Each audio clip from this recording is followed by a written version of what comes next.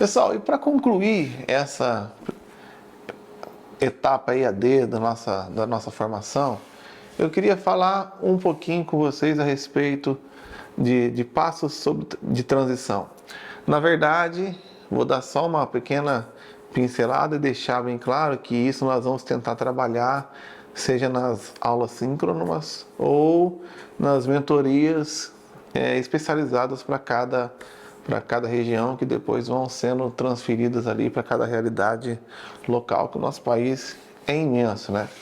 Mas existem alguns princípios gerais que é interessante você saber e talvez até começar a se preocupar aí para aplicar. Um livro muito interessante sobre como nós aplicarmos a visão é um livro chamado Comece pelo Porquê. Obviamente, nós precisamos que a nossa comunidade, que os nossos liderados se engajem nesse projeto. E para eles engajar, eles precisam acreditar no projeto.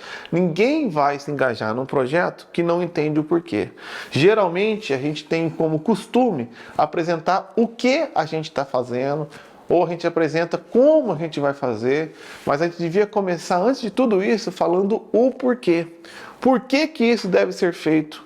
Por que que isso deve ser feito agora? E por que que isso deve ser feito por você? A partir do momento que a pessoa entende o porquê que esse projeto está sendo apresentado, e ela compra isso, ela se sente pertencente a isso, ela decide engajar nisso, aí a gente apresenta o que e apresenta o como. No outro livro do Andy Stanley a respeito, chamado Envisionar, ele também trabalha essas 3 etapas. Ele fala assim: nós precisamos deixar muito claro para os nossos liderados qual é o problema. Então, identifique o problema. E depois que você apresentar o problema, apresente a solução. E por fim, nós devemos explicar por que que esse problema precisa ser resolvido agora. Então, se eu quero começar a apresentar esse projeto para a liderança da minha igreja, começar a entrar no processo de transição, pessoal, o problema é esse, ó. E por causa disso, está acontecendo isso. Mas a solução é essa. E eu apresento para vocês a solução. A igreja é assim, nós vamos agir assado, e isso precisa ser feito agora. Isso precisa ser feito agora por você. Você precisa identificar esses passos, e esses passos devem estar no nosso discurso. Senão a gente fica apresentando um monte de coisa, um monte de o quê, um monte de como, mas a pessoa nem sabe porquê e nem sabe a real necessidade daquilo, e de fato a gente já esbarra aí. Então, tendo essa visão de começar pelo porquê, apresentar o problema, a solução e por que deve ser resolvido agora por você, a gente já começa a perceber por onde a gente começa um processo de plantação, de transição. E por onde a gente começa? Se na entrada do caminho do discipulado a pessoa geralmente começa pelo culto público e vai para o pequeno grupo e depois vai para o discipulado para servir na comunidade ou na grande celebração e fecha o ciclo do crescimento integral, na hora de implantar a gente começa pelo final, aparentemente. A gente precisa começar na formação ideológica, nem sei se posso usar esse termo, envisionada na liderança. Nós precisamos envisionar os nossos líderes. Quando você tiver um processo, use de novo lá o princípio de Pareto. Procure os 20% que vai resolver 80% dos problemas. Foque naquelas pessoas que estão engajadas, que vão fazer acontecer, e gaste 80% do tempo com essas 20% das pessoas. E foque nisso, em visionar essas pessoas com isso. Apresente para elas o problema, apresente para elas a solução e apresente a elas a necessidade urgente de ser resolvido isso agora. Então, quando eu fui fazer uma plantação na igreja lá, eu não mexi em nada. A gente não mexe no culto, não mexe no PGM. O que eu fiz? Eu só aproveitei que tinha uma reunião de oração que não estava mais funcionando e convidei todo mundo para uma reunião de discipulado ali, no caso, discipulado em grupo, né?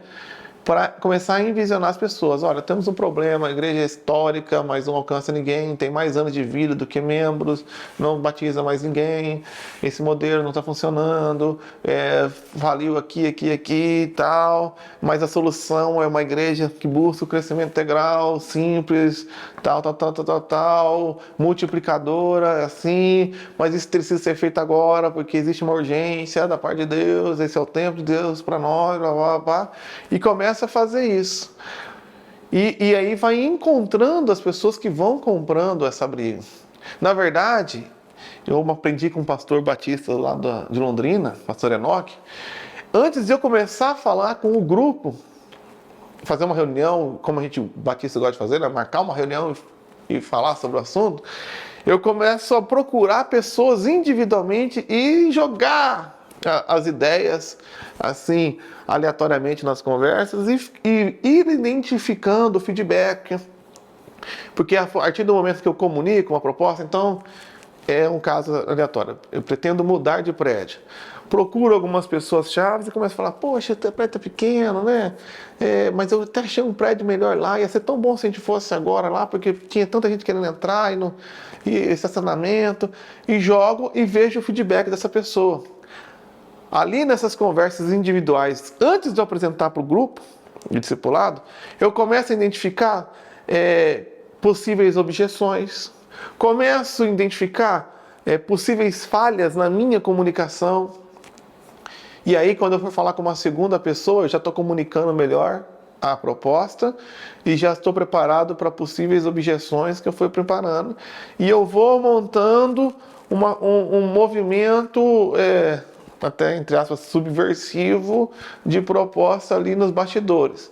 Quando eu percebo que a minha comunicação já está bem adequada, que eu estou bem preparado para as objeções e, principalmente, já tenho pessoas-chave que estão em concordância com essa minha proposta, aí eu procuro numa reunião de grupo para propor a nova visão da igreja.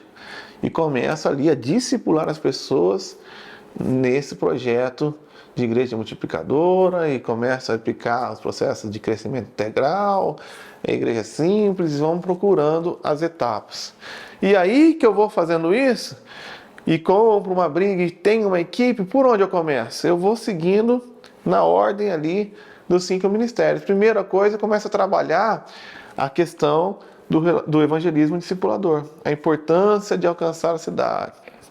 Então vou ensinando eles a importância deles terem relacionamentos discipuladores com as pessoas que os cercam no dia a dia, criando neles essa cultura da missão e da nossa necessidade de compartilhar o evangelho.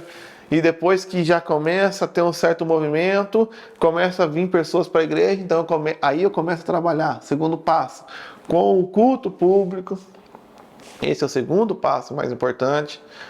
Começa a trabalhar ali com o culto acolhedor, princípios ali de pré-culto, vou movimentando alguma dinâmica no culto, já tem um pouco mais de substância, né, para fazer algumas mudanças chaves na liturgia, que é uma parte delicada. Já tenho pessoas comprometidas comigo, que estão pegando gosto pelo evangelismo para me ajudar num pós-culto ali e fazer essa integração. E aí, depois que essas coisas ficam redondas, eu no meu caso, em Bela Vista, eu fui tentando trabalhar assim, na minha cabeça, 1 ano cada uma dessas áreas, com pressa nenhuma. Importante dar certo e funcionar bonitinho ali. E depois que a gente está com culto acolhedor, você já vai começar a ver resultado, porque o culto em si já traz um resultado muito expressivo. E aí tem uma grande massa de pessoas que precisam serem acolhidas. E aí eu começo a trabalhar, creio que é o momento adequado para trabalhar os PGMs, os pequenos grupos. Porque eu já tenho aquele pessoal que já está engajado, que já tem a prática do relacionamento discipulador, que estão pegando gosto de ver a igreja aumentando, crescendo numericamente, tendo aquele crescimento litúrgico da experiência do culto ali agradável, e que vão ter gosto e já está há algum tempo, 1 ano, 2 anos, sendo discipulado ali por mim, ou meses, aí vai no tempo de Deus para você. E aí eu começo a implementar os pequenos grupos, o purê de batata, e acolher essa multidão, né, pela fé, que está vindo para nossas reuniões públicas e dando ali para eles um crescimento relacional. Com esse acolhimento, nós começamos a ter a necessidade de novos líderes e, obviamente, um aprofundamento teórico, teológico, bíblico e a formação de nova liderança para acolher esses PGMs que, naturalmente, nessa visão acolhedora, vão se multiplicar. Então, eu começo a implementar, num quarto momento, aquilo que, de certa forma, já estou fazendo desde o início, que é o discipulado, mas talvez alguma coisa mais voltada numa escola bíblica discipuladora, com alguns princípios ali que a gente entende minimamente necessários ali da nossa confissão de fé, do que nós cremos e por aí vai. Porque eu estou falando, obviamente, de um processo de transição. Obviamente, o perfeito é ter tudo isso ao mesmo tempo. Mas, se a gente puder focalizar, acaba tendo um resultado melhor. E, por fim, com essa igreja viva, vibrante, relacional e capacitada, nós partimos para o crescimento diaconal.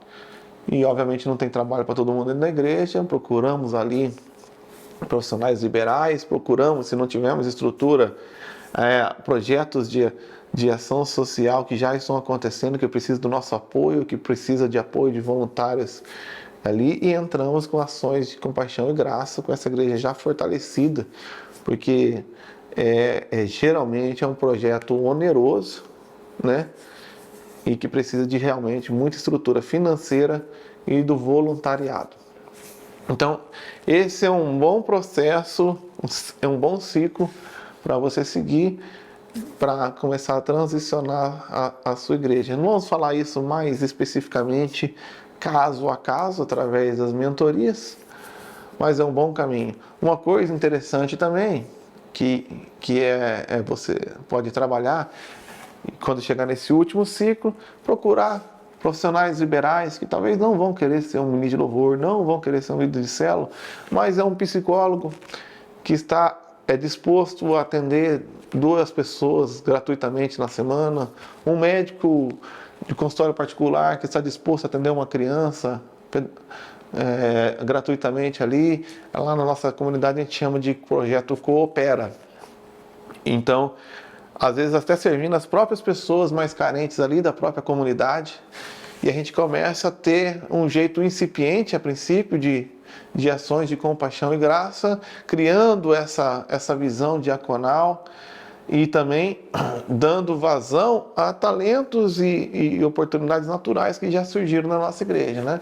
E assim nós vamos se infiltrando em toda a sociedade, alcançando todas as esferas da nossa sociedade, médicos, enfermeiros, políticos, empresários, e dando oportunidade para pessoas a servirem ao reino nas suas próprias atuações e capacitações profissionais, né? A gente gosta de usar aquele projeto do Forma, que você pode pesquisar também, né? Qual que é a formação espiritual da pessoa, qual que é a opção do coração, qual que é o modo de ser, qual que é a personalidade dela, quais são os atributos naturais que ela tem. E nesse Forma, a gente vai impulsionando a pessoa para que feche ou dê continuidade nesse ciclo a um crescimento integral, numérico, litúrgico, relacional, racional e diaconal na nossa comunidade. Mas essas coisas nós vamos trabalhar melhor nas nossas conversas via Zoom e nas mentorias e visitas campo a campo. Espero que tenha sido edificante para você, que traga algum acréscimo de coração.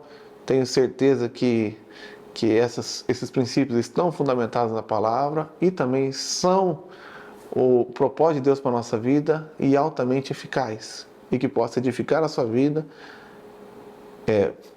instrumentalizar o seu ministério e trazer muitos frutos que venham a dar graças a Deus. Obrigado você que me acompanhou até aqui. Deus abençoe, fique na paz e até mais.